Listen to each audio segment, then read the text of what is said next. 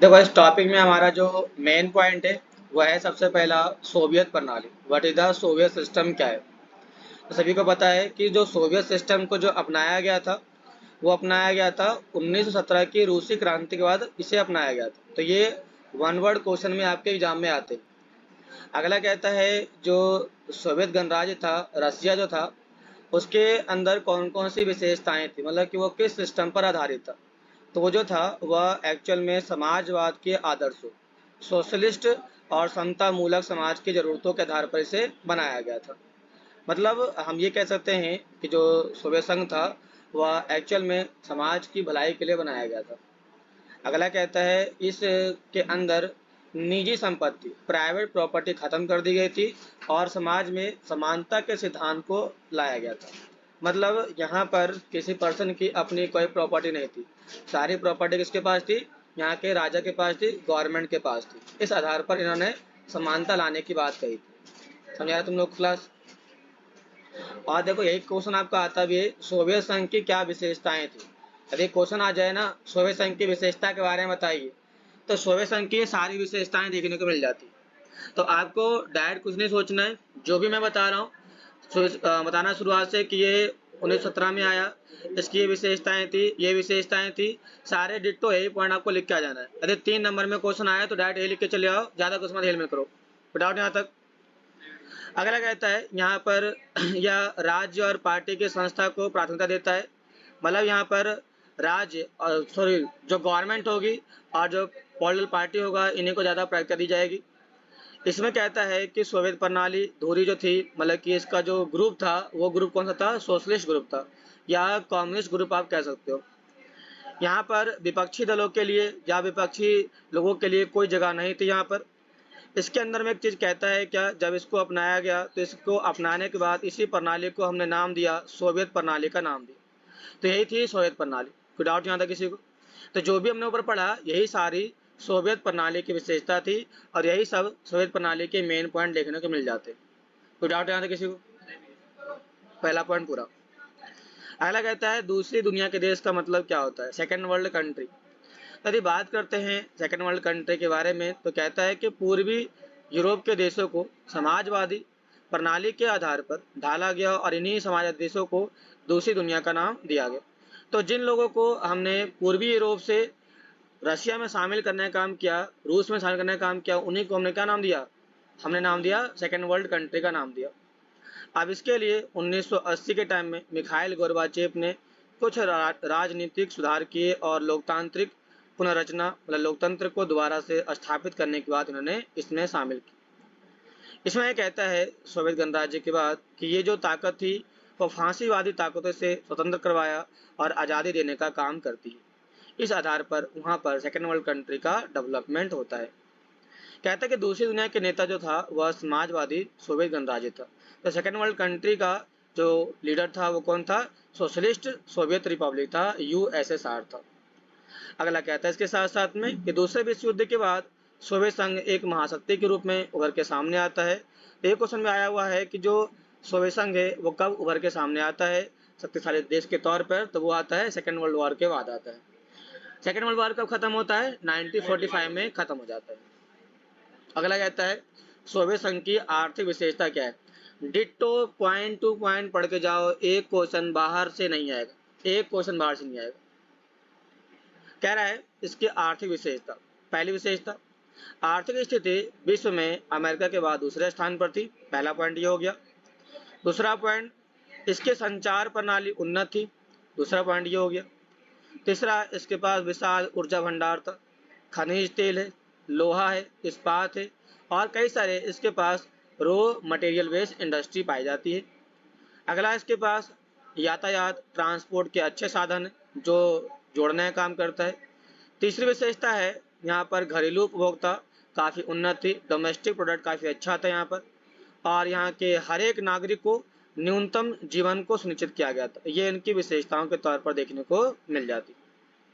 सरकार यहाँ के लोगों के लिए कुछ व्यवस्था का प्रावधान करती है। तो ये क्वेश्चन आ सकता है कि सोवियत संघ के लोगों के द्वारा सरकार ने क्या काम किया।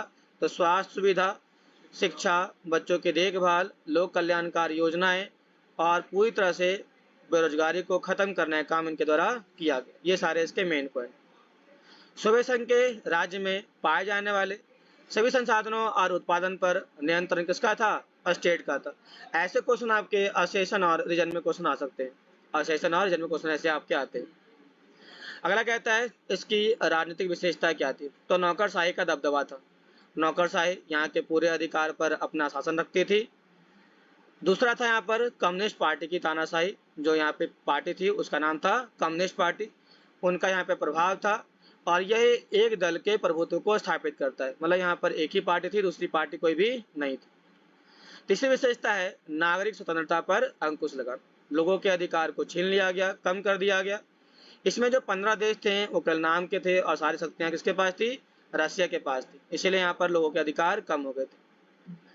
यहाँ पे कहता है अगला मेन पॉइंट हमारे पास जो आता है वो क्यूबा सॉरी शक्ति का एकीकरण।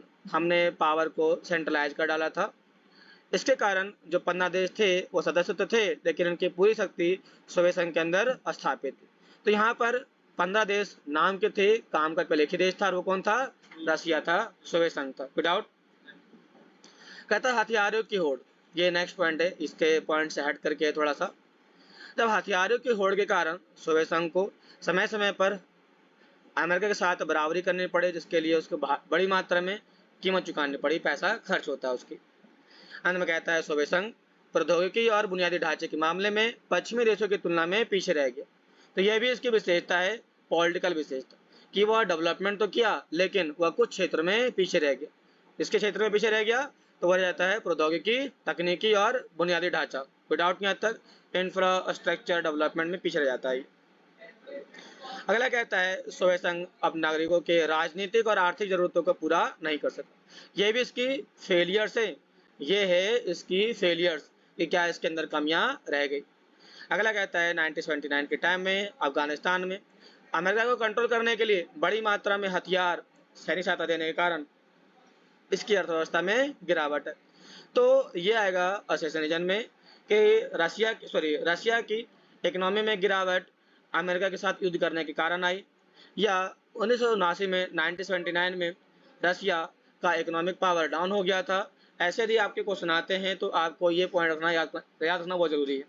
यदि याद नहीं रहा तो आप लोग कहीं ना कहीं गलती करके आ जाओगे। ध्यान देना कि जो अफगानिस्तान में रशिया ने इन्वॉल्व कब किया? 1979 में इन्वॉल्व किया। किसे कंट्रोल करने के लिए? अमेरिका को कंट्रोल करने के लिए। अमेरिका को कंट्रोल करने के लिए अफगानिस्तान में वो जाने का काम करता है। जब ये जाता है तो जाने के बाद बड़ी मात्रा में वस्तुओं की कमी हो गई, खाद्यान्न का आयात बढ़ गया, जिसके कारण उसका अर्थव्यवस्था ठहर सा गया, रुक सा गया, क्योंकि उसके पास पैसे नहीं थे और वो खत्म हो चुका था।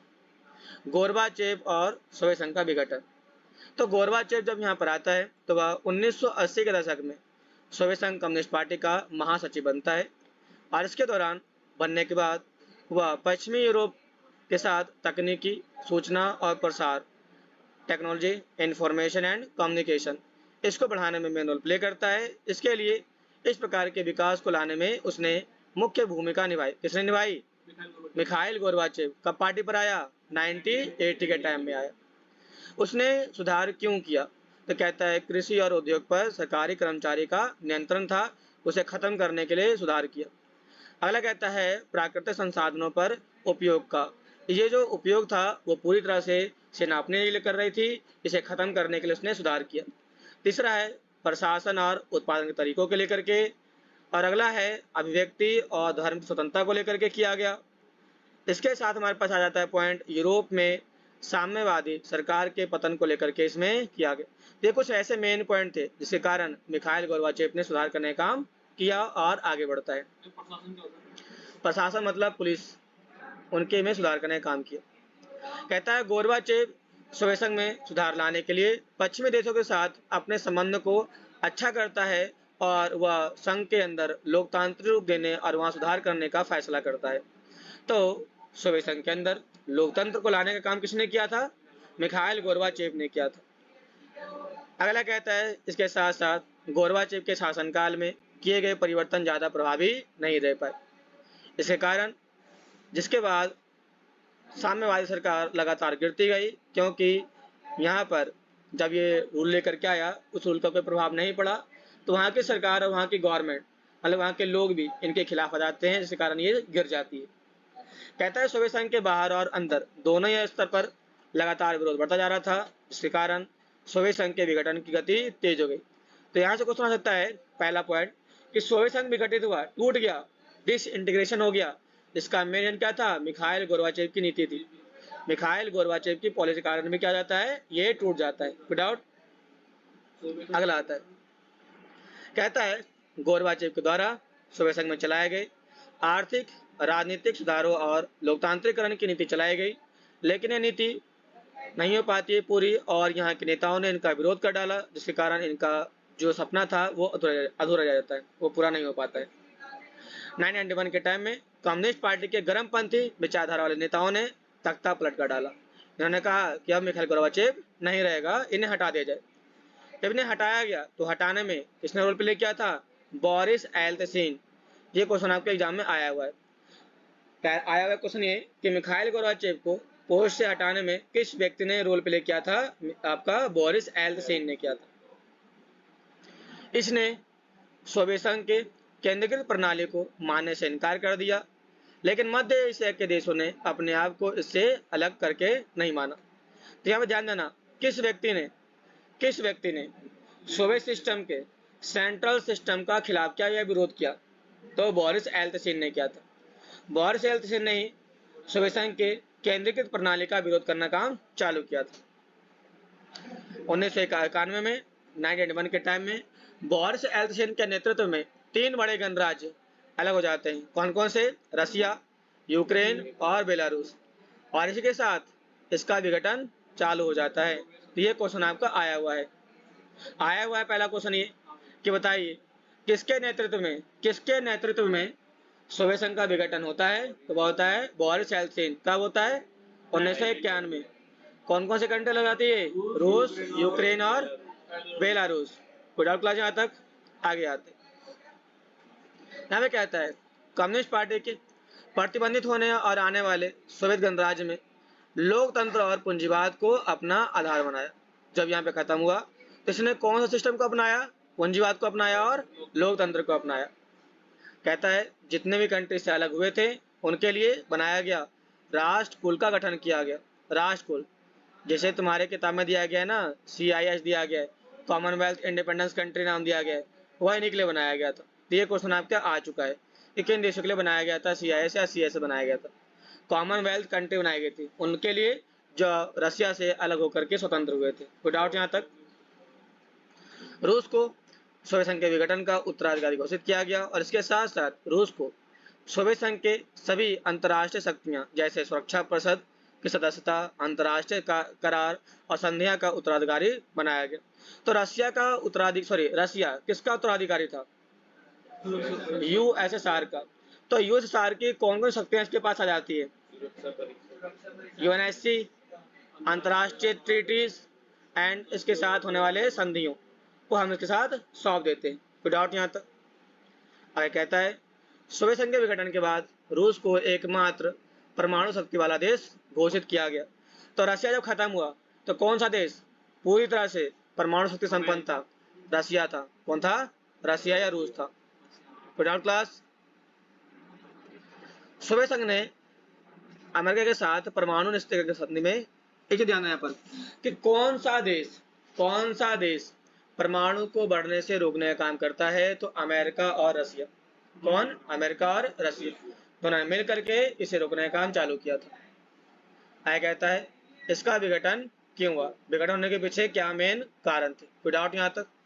तुम्हारा सभी लोग को इसको पढ़ेंगे नेक्स्ट पॉइंट में।